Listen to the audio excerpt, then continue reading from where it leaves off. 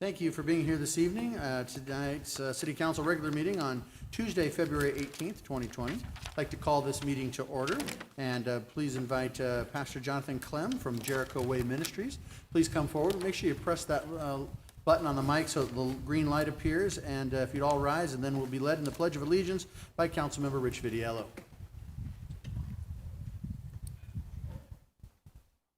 And we bow before the Lord. We beseech you, Heavenly Father, Creator God, on behalf of the city of Maricopa, the mayor, the town council, and the citizens of this great city, we ask that your righteousness, peace, and joy would be the culture of our community.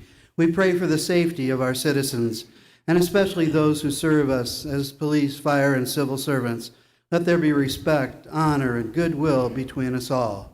We thank you for the growth and prosperity of this town, and we ask for your blessing and favor in our community events, in negotiations with interested businesses from near and far, with the state and federal government, with the neighboring tribes, with visitors and winter homeowners and guests. We pray for wisdom, understanding, and insight into all of our dealings. We ask for your pardon where we have been negligent in our duties or overstepped our bounds, and we grant the same forgiveness to those who have wronged us. Almighty God, we command all spirits of control, undermining, and selfish ambition to cease and desist in this town. Thank you for hearing our prayers, and we'll remember to give you glory as you hear and answer our petitions. In Jesus' name, amen. Amen. Please join me in a pledge. I pledge Allegiance to the flag of the United States of America and to the republic for which it stands, one nation, under God, indivisible, with liberty and justice for all. Thank you. You may be seated.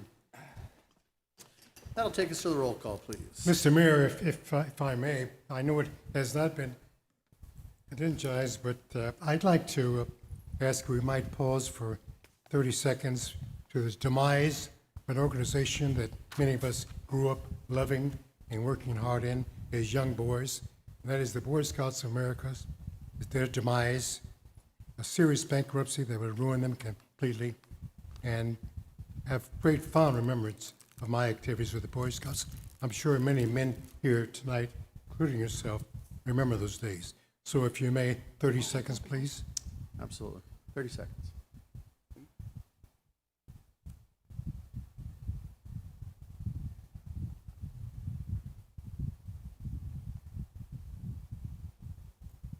Thank you. Thank you, Councilmember. That'll take us to the roll call, please. Councilmember Brown? Here. Councilwoman Gussie? Here. Councilmember Manfredi? Here. Councilmember Vidiello? Here. Councilmember Wade? Here. Vice Mayor Smith? Here. Mayor Price? Here. Mr. Mayor, we have a quorum. Great, thank you. As you hear, Vice Mayor Smith is on the phone with us this evening. Thank you for being with us, Vice Mayor. If you need anything, please just speak up, and we'll make sure we get to you. At this time, we're going to call a bit of an audible with your permission, Council. Proclamations, acknowledgements, and awards. Somebody who was supposed to be on the agenda this evening, Blue Star Mothers, they're here with us this evening, did not make it. So we're going to, again, call an audible here and pseudo put them on the agenda. We certainly want them to be able to come forward, and they have a report to give. So if you all would please come forward, we'd love to have you. Thank you. And Stephanie's who I have on the speaker card here.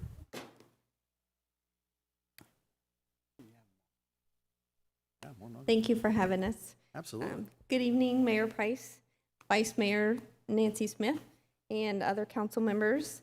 We are here tonight to present a certificate of thanks to a few members that have helped us accomplish our mission, which is serving those who serve and have served in the United States military and their families. Even though we only came to personally thank a few because they have directly contributed to and supported our organization, we know that all of you are doing your part with other veteran service organizations across the region and even some of you across the state and the nation. We see you, and so do our other military family members and supporters with us here tonight. With the supportive activities and contributions of this body, I know why our veteran population of Maricopa exceeds most other communities. I know where our kids are learning at an early age how to think bigger than themselves and decide to sign up to serve. They have giants in the community to look up to that tell them that service to others matters. Our sons and daughters were raised in a community that knows a little about what it takes to push through some tough times because of where they come from, and they are taking that grit to all corners of the world. We have sons and daughters from Maricopa serving across the globe, giving others a glimpse into the proud heritage and character of our great town, and we can support them only because you support us. On behalf of this collective group of military families, not just mothers, we say thank you for all that you are doing for those currently serving, our veterans, and our military families. With that, I'd like to present these two certificates. One is for Nancy Smith, who is not here tonight, but the other one is for Councilmember Wade.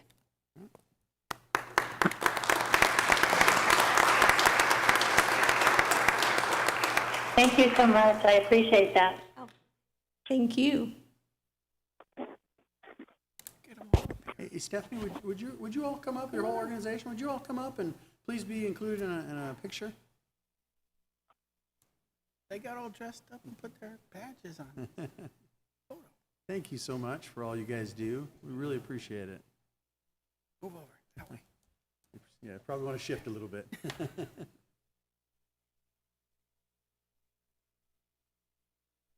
It's the only one where you're sitting.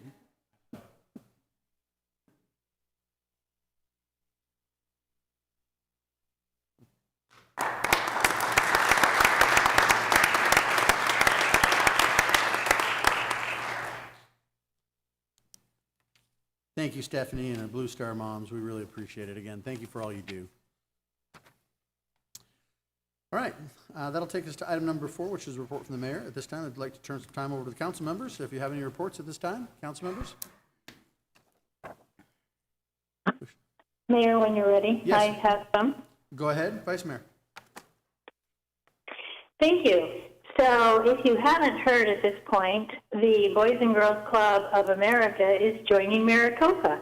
It's really very exciting. They had their kickoff last week, and the first club will be started in the Tortosa area at the beginning of the next education period, so the 2020-21 school session. And so be looking for information on that. It's pretty exciting. And they hope to be able to open other clubs because this is a service that parents just desperately need. And so we're excited to have the first club.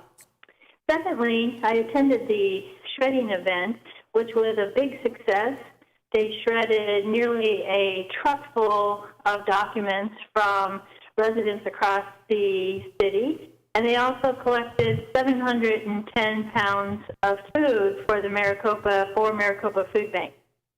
And then lastly, Mayor, I would like you to elaborate a little bit because you wrote such a wonderful little piece on the Duncan Family Farms tour, but we took 5 of our council members and mayor to Duncan Family Farm facilities and learn a lot about the value that they're bringing to Maricopa in terms of their organic growing and how they have the quality of health in their products and how they also want to give back to the city. So I hope, Mayor, that you elaborate a little more on that as well because you wrote it so nicely. And that's it. Thank you. Thank you, Vice Mayor. Council members, anyone else this time? Yes, Councilwoman Gussie. Just want to mention that I attended the Arts for the Heart Festival this last Saturday at Copper Sky. We have a lot of talented high schoolers out there. We had a lot of talented artists selling their products, and it was a great event. I also attended on Sunday the Honeycut Coffee and Crafts Show. It was a great, small business owners were out there. They're excited to see the development that's coming in, so hopefully someday they will move from their homes into an actual office building. And then lastly, I wanted to announce that our own Freya Abraham is going to be the recipient of the Cesar Chavez Foundation Scholarship, and she will be presented with this scholarship on March 6th in the city of Casa Grande. So Freya Abraham, which she's a fantastic young lady, she's been all over the country, all over the city, doing some great things, so she will be awarded the Cesar Chavez Foundation Scholarship coming up on March 6th. That's it. Thank you. Thank you, Councilwoman. Anyone else this time? I'll take it from there then. As Vice Mayor said, we had the opportunity to visit the Duncan Family Farms. Just very briefly, the reason that's important is I think that in my Facebook post that I put out there, one of the things I expressed is that when we typically talk about economic development, we're often talking about the buildings and the way that the city is changing. In this particular case, we're going back to our roots, literally. And this is talking about our proud history and our prosperous future. But we had a very large organization called Duncan Family Farms come in to make a very significant investment in the city. And the reason that's important is it's not just any old farming, but rather this is organic farming. And the way they do it, they are doing broccoli and romaine lettuce and cauliflower and spinach and other things. But city of Maricopa will be the only location where pretty much anywhere in the country has really perfectly clean, is what it's called, without disease, arugula. And it's because the location here is specific for growing arugula. And so basically, if you're eating anything, you buy a mixture of salad somewhere in the grocery store, and you have organic arugula in there, it will probably and most likely come from Maricopa. And that's really a neat, something that sets us apart, as well as this particular organization. They are very much a small operation that grew big. They started in kind of the Buckeye area. They have farms in California and also in New York. And the reason for that is based on growing seasons and distribution. I think the thing that amazed me the most, and I don't want to speak for my council members, but the thing that amazes me the most is how much chemistry and biology and technology and all these other ologies go into farming. And that's not something that you typically think of today. But the reality is, especially when it's organic, in order to set the standard of safety, you really have to go above and beyond. And not all organics are created equal. It might say organic, but it might be organic with problems and you don't know about it. But that's something that Duncan Family Farms takes very seriously. And so I think that was really neat to see both the investment as well as that high level and that high standard set. I believe it really matches really our core values here as a city. And so it's nice to see that. You are seeing some of that around here at City Hall. You've seen where the weeds have been cleaned up. One of the things that they wanted to express to us was people will show up from all over the country and they'll say, "Where are your weeds?" And they'll simply say, because you can't spray, chemical fertilizers on these organic farms. And so they'll say, well, actually, we handpick them. And if you handpick them enough and you stay on top of them enough, you don't allow them to germinate, and therefore you don't allow them to spread. And so over a few years of doing this, you actually reduce the weeds to a very minor population, and so you don't see what you see in other farms. And so I thought that was really interesting. And so anyways, he wanted to make a real good point of pointing out how good City Hall looked, because all those areas around us have also been cultivated. Even if they're not going to be planted, he continues to make sure that there are no weeds growing in the area because he doesn't want that drifting into the farm. So it makes a lot of sense, and I think that's good for all of us here. So thank you, Vice Mayor, for setting up that tour, and I certainly learned a lot. Just wanted to give you a report. I also, again, I was on the phone last council meeting. I appreciate the Vice Mayor for leading that council meeting. I was in Washington, D.C. What an interesting week to be in Washington, D.C. Let's see. There was a little thing called the State of the Union going on. There was an impeachment, and then you had the National Prayer Breakfast the following day on Thursday, which was full of politics. And so a very interesting time to be in Washington, D.C.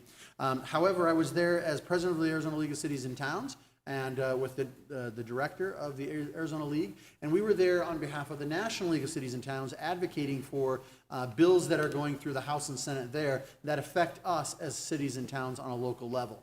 And I'll tell you, it's really interesting because here we act as a nonpartisan group. It's true we all have our political leanings, but we act as a nonpartisan group. We all have the same care and effort for wanting to make sure that this city is better than we found it. And the pothole in the middle of the street is not Republican or Democrat or Independent. It just needs to be fixed. And so that's what we're all advocating for. But when you take that message and you take it to a hyper politicized environment and try and find a middle ground and walk that tightrope, it is really, really hard. And one of the things that we found is that I know our representatives in Arizona very well. They know me, they know us. And so it's a lot easier to know where they're coming from. But we were partnered in small groups to advocate on these on behalf of these areas that affect us. So things like rural broadband and workforce development, things that transportation that we can all get behind. However, they've been made political in Washington. And so we were partnered with both Tennessee and Wisconsin. And our job was to go to their members of their congressional delegations, Senate and Congress, as well as our own. And so we had to basically speed date these folks about every 30 minutes, all Wednesday and Thursday. And the idea was to talk with them. Now, again, without knowing what side of the aisle they fell on, you walked into this office and began a conversation. Now, if you're paying attention, you can kind of tell which side they lean to, right? Their offices are decorated, et cetera. But it was really interesting, and it was a really good experience for me because at the end of the day, again, I got to hyper-focus on not the politics of it, but the outcome and the results that we're looking for, which is how do we make our communities using federal dollars with our taxes and our representatives come back to our cities to help us accomplish the things that we're all trying to do here locally. And sometimes, we need a hand up, and that hand up comes from, tapping our representatives that are there representing us. And so they need to know what our issues are. And I think it was also helpful for representatives from our district, whether they be Senate or Congress, to hear from other people having the same concerns from different sides of the aisle in different states, telling them the same thing. And then I got to do the same thing in other people's offices. And that was really good. It was both good for me, it was good for them, because here they are hearing that they don't just represent their state or their district, they represent the country. And so their country is literally asking them for help in these issues that we should be able to agree on. So that was absolutely fascinating, and it was a wonderful experience. I also wanted to give you a heads up that tomorrow, Wednesday, at about 2 p.m. after floor debate or floor things that take place in the Arizona House of Representatives, Representative Brett Roberts has a bill that is allocating and advocating for $35 million towards the pot of money that will be needed to fix the 347. This year, as you may or may not know, the state of Arizona has a surplus somewhere between $450 million and $650 million. And while everybody wants it for something, I think that we certainly have to get in there and do our part and kind of box people out when and where we can to try and achieve this. And so I know that I've put posts out there on Facebook and others have as well. The idea is it's really important to contact the committee members as well as the president of the Senate as well as the Speaker of the House and encourage this particular bill to move forward. And I think Dale's back there. Dale, do you have the bill number? 2802. So it's House Bill 2802. If you have a sign-in, I would encourage you to sign in tomorrow in the Transportation Committee, and please advocate for this bill to pass. Now, I don't anticipate that it's going to be terribly difficult to get a transportation bill out of a transportation committee, okay? It should fly out of there no problem. Nevertheless, the support is really important. However, next week, it goes to rules, and in rules, it's going to face an uphill battle. And then it goes to the floor of the House before it crosses over to the other House, where it gets reassigned to new committees. So you can see the long battle we have ahead of us. But I can say this, Maricopa is renowned for sticking to it, and if we will all do our part, and I'm asking for your help here, if you will please sign in, if you will send emails, not a chain email, but something that you write from your heart, saying how important it is for us to have money towards this project, 347, specifically the Riggs Road, which is what this bill does. That is really, really important for us to be able to bring the Maricopa method together and work, which is when you look at the big plan, Riggs Road needs to be fixed, Queen Creek Boulevard and I-10 needs to be fixed, needs to be widened for capacity. Well, there's rules on where money can be spent, there's rules on the fact that it goes through Gila River, all these things. But at the end of the day, if we want ADOT and the feds to come in and backfill what we can't raise, then we're going to have to do our part to raise as much money as we can. So this bill, there's another bill also in the House that is trying to get $15 million for the I-10 Queen Creek Boulevard fix there. So if you start to compile these monies, what you start to see is that if this is a $150 to $200 million project, we start to allocate somewhere in the neighborhood of 100 to 125 million. We're halfway there, folks. And that puts us in a really good position for when you go to the federal government and say, hey, feds, I need $50 million from a build grant or an infra grant is what they're called. We used to call them tiger grants before. That's what we used for the overpass. So this is the way to do it. This is the way that ADOT is advocating that others around the state do it. And so here our own representatives have understood and are taking that Maricopa model to the legislature. So we need to be sure and do our part to make sure that they feel supported and have that political backing to say, yeah, people of all parties, we agree on this because this is going to save lives in the city of Maricopa. So again, that's tomorrow at 2 in the Transportation Committee, but depending on where it falls on the agenda, it could be at 4, it could be at 2:15, just don't know. So again, we'd appreciate your help. And then last but not least, you'll start hearing me say this a lot. Councilwoman Gussie and I had an opportunity to film a little commercial today. We are now gearing up for the 2020 census. This is a really big deal. I hope that everybody will be counted, everybody that resides in this city. If you are a human being, you should be counted in this city. And it is really important because you got to remember that for every person that's counted, it basically translates into $3,400 that comes from the federal government. Taxes you've already paid, that's going to go to somebody else if we're not counted. If we're counted, that money comes back here and pays for police department folks. It pays for fire department folks. It pays for streetlights and roadways and ditches and all the things that need to happen, the infrastructure that's so critical to our city. That's what it pays for. So we have to say to ourselves, do we want to be counted or do we not want to be counted? And if we're not counted, then guess what? That money's going to go someplace else and it's going to help somebody else and you paid for it. So I'd really love to see that we spread the message to all of our spheres of influence and whatever they may be, that people understand that they are counted. And so again, the city has what's called a complete count committee. It has a variety of influencers from all different walks of life in our city. And they have been working diligently with our InterGov Dale to try and find the various methods by which we can outreach. And one of the things that's most interesting about this particular year is that you will, for the first time, be able to participate in the census via online. You will be able to get a postcard in the mail with a code for your house, and you'll be able to go online and enter the stuff right there with your code. Even if you don't have your code, there's a way to get around it. It makes it a little harder, but you can do it.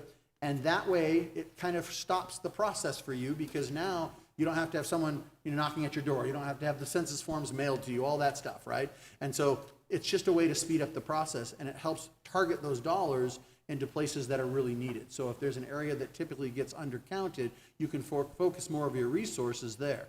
And so that's kind of the way that it's going about it. So again, I want to be honest and fair here. This is not my doing, technologically wise, but at the end of the day, I expect some hiccups and bumps, but I think that this is a great use of technology to be able to report, who lives in our household and ultimately get counted and see those dollars come back to the city and to the state when we've paid them out. And I really prefer them coming here than going to anywhere else, California or Phoenix or New York or Alabama or anywhere else, right? I'd rather see them coming here. So that concludes my report at this time, and thank you very much. City Manager, I turn the time over to you. Thank you, Mayor and Council. I don't think he's expecting this, but I'd like to yield my time to Nathan Elliott to make an announcement.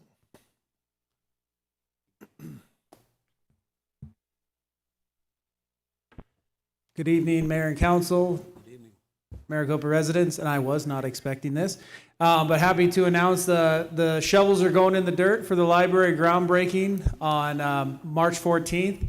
8 o'clock will be all of the formalities, and then we also are going to give people a chance to walk the space, hopefully look through some renderings from the perspective that they're walking through to see, hey, I'm looking this way, and that's into the youth wing, and I turn around, and I'm looking this way, and I'm looking into the adult wing, and really give people an idea of what's coming. And then once that starts, then we'll start to see everything come together, and hopefully in a year or so, we'll have a library we get to walk into. Not hopefully, we will have a library that we get to walk into and program and meet and have a place to connect. So very excited about that.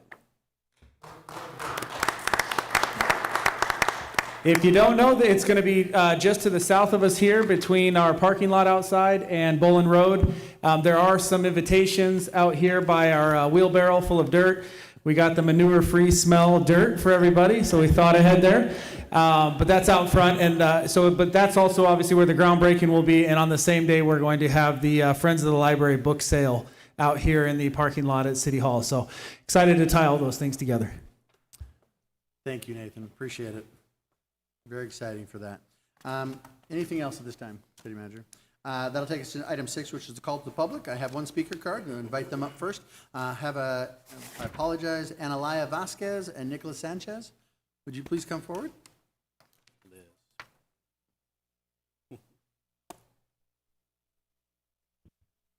Hi, I'm Analia Vasquez, VP of Hospitality with Maricopa DECA. And I'm also Nicholas Sanchez, VP of Marketing with Maricopa DECA. We would like to come before you today and the community to talk about CTE programs in Maricopa High School We have over 18 wonderful CTE programs, that is career and technical education programs for the youth. They can explore occupational and interesting programs. It has led to many careers throughout our high school, and it is just a wonderful program that me and Nicholas are so very thankful to be a part of. So you may be wondering, why are we up here? Why are we talking about this? Well, it is CTE month, and with that brings the advocacy campaign for DECA. And so we're just here to spread the word of CTE to everyone in the audience and to just be involved with the community more and spread the word of CTE. Yes, so DECA is partnered closely with the marketing program. Without the marketing program, there would be no DECA, and without DECA, there would be no marketing program. And so we like to get involved all over campus, which is acknowledging other CTE programs. And so specifically, we'd like to talk about the allocations of the funds tonight. We're not saying in any way that we would like to increase them or that someone has done a bad job of allocating them. In no way we mean that. But we would like to say that students who participate in these programs would like to see the allocation of the funds be more even throughout, so that programs wouldn't feel lesser than other programs, and so that some programs wouldn't feel like they get more than others. And so, with that being said, some main benefits of CTE programs. First off, 93% of high school students who are enrolled in CTE programs graduate, whereas only 80% who don't have CTE programs graduate. That's 13% compared to it. To put it into a bigger picture here, there's 500 plus students in our graduating class this year. And so 13% of those students that could be graduating, that's around 50 plus students. That's 50 more members to provide to society. And so some other benefits, me personally, I wouldn't be up here speaking to you all advocating for CTE programs. Marketing really has just helped me become more confident. At least I like to think that I sound confident. Hopefully I look confident.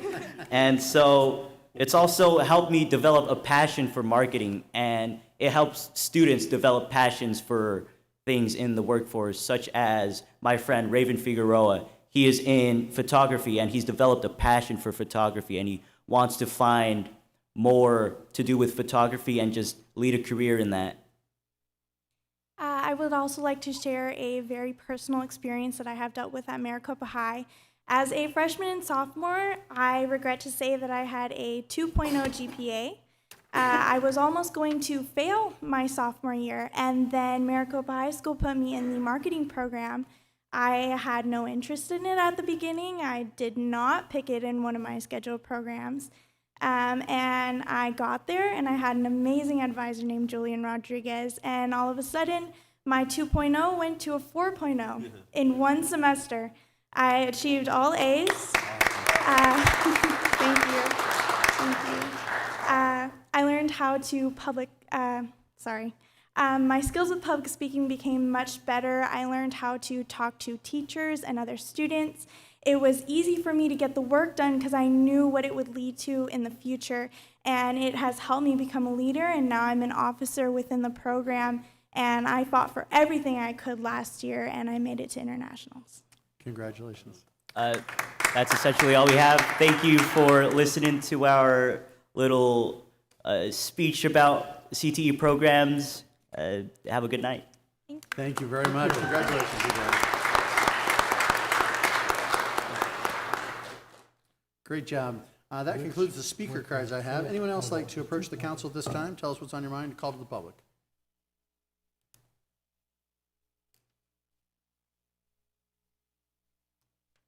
Mayor, City Council, yay DECA. I'm Jim Irving from the Maricopa Rotary Club, and it's our pleasure to announce Students of the Month. You heard DECA. Well, these two students are also in DECA. I don't know if you know much about the club. The students talked about it, but it's an entrepreneur club. Not only is our DECA club one of the best in the state, but these students compete on a national basis and continue to bring home prizes. Not only do they do things at school, but I know I got a call from Dale, our students are helping design the posters for the census. So they're a wonderful, wonderful group of kids, and I think all of us, I know I'm very proud of you guys, are proud of what they do, not just for the high school, but for the city. I'm taking up too much of my time, but I can't help but brag on them. We have two students I want to recognize tonight. One is Steele Lewis, a senior at Maricopa High School, was chosen to be the January Student of the Month. Steele was chosen and recognized for his strive for excellence in academic service at Maricopa High School and in our junior ROTC entrepreneurial skills in DECA and athletic endeavors in track. He has attended DECA Leadership Summit conferences, competing and placing in several Arizona DECA competitions, making it to the state level 3 times and placing 10th internationally last year. Steele has served as the ROTC Corps Commander, Senior Ranking Officer, Color Guard. He has logged over 100 hours of community service with the City of Maricopa. He was also the 2018 Boys State nominee. He has worked as a Copper Sky Summer Camp Counselor for the past 2 summers. He is truly an outstanding student, very deserving. In his honor, his parents are Christopher and Heather Deck, and he wasn't able to make tonight, but maybe you can take his certificate with him. Our second student is here. Yay. Yasmin Hanana. Come on up, Yasmin. A senior at Maricopa High School, was chosen as December Student of the Month. She was chosen for her high academic achievement and participation in DECA in various conferences, as well as being the district vice president of the Arizona DECA chapter, and a basketball varsity team member that was voted most valuable player and team captain. She was involved in the Fletcher Scholarship Program at the ASU WP Carey School of Business. Her junior year, she has been involved in many community services, such as the Ram Fest, Copa Shorts, Film Festival, Cancer Survivor Luncheon, and her parents are Cardi and Hanina. So congratulations to you.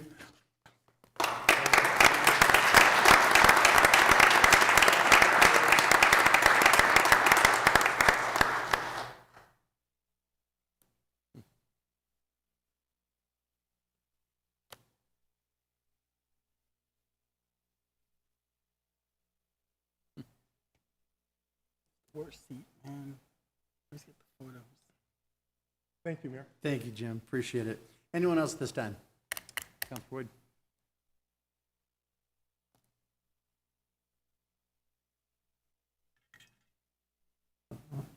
Good evening, everyone. Mr. Mayor, fellow council members, Vice Mayor online, and members of the community. I just wanted to remind you that it is still Black History Month, and there have been a number of activities that have taken place over the month, and we have 2 more that are left to end out the month on a bang.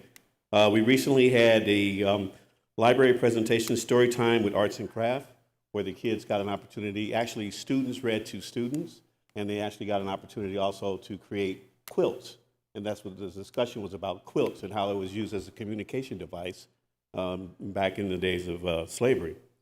The next thing we have is on Friday night, the movie Black Panther will be shown out at Ultra Star in the Yard. Come on out, bring your blanket, bring your chairs, and watch the movie. Starts at 6 o'clock. We'll have some discussion prior to. We ask that if you have some African attire, wear that, or if you have a Wakanda t-shirt or sweatshirt, wear that. And so Wakanda forever, exactly. Somebody knows what's going on. There you go. So that's 6 o'clock over at Ultra Star for the movie on the lawn.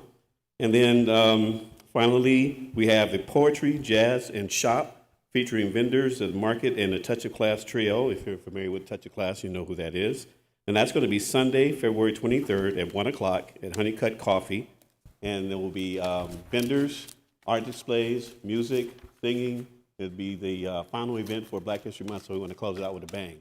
If you're a vendor, let me know, because there are vendor spots available. If you're a poet, let me know that as well, because there's opportunities for poetry, for you to provide your poetry. And that's on Sunday. And so I just want to also to take a little bit of pride and say we recognize Nicholas as Martin Luther King, one of the outstanding heroes in our community. I think we were right on point with that. So thank you very much. Thank you, Vice Mayor.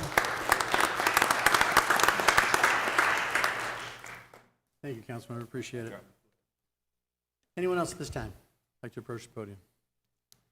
Okay, seeing no one, we'll go ahead and close the call to the public this time. Thank you for your participation thus far.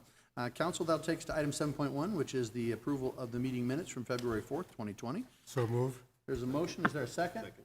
And a second? Any further discussion on these minutes at this time? Hearing none, all in favor say aye. Aye. Aye. Aye.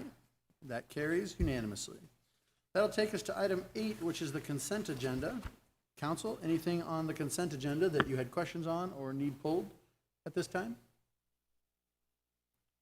Seeing nothing, we'll go ahead and I would accept a motion to approve consent items 8.1 through 8.3, please.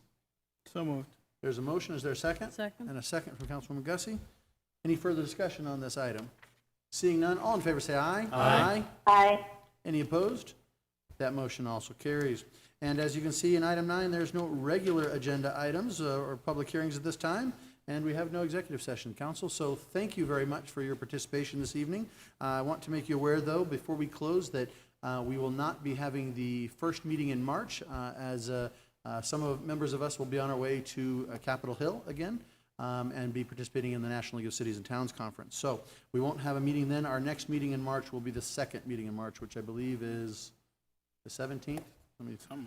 Something like that. Anyways, sure we can figure it out if I have my calendar up. Huh? The 17th. 17th it is. So we'll see you again on the 17th. With that, can I have a motion to adjourn, please? So move. Motion and a second. Any further discussion? All in favor say aye. Aye. Any opposed? That motion carries. Thank you very much for joining us. Thank you, Vice Mayor. I need this one to finish it. Thank you. That's hers. It's a little baby one. It works. Oh, yeah. I have mine here. I have it plugged in all the time. She was dying over there. I flipped it know. over and put it over to her. Yeah. I mean, I was hot, but jeez. That's why I left my jacket upstairs. And I usually wear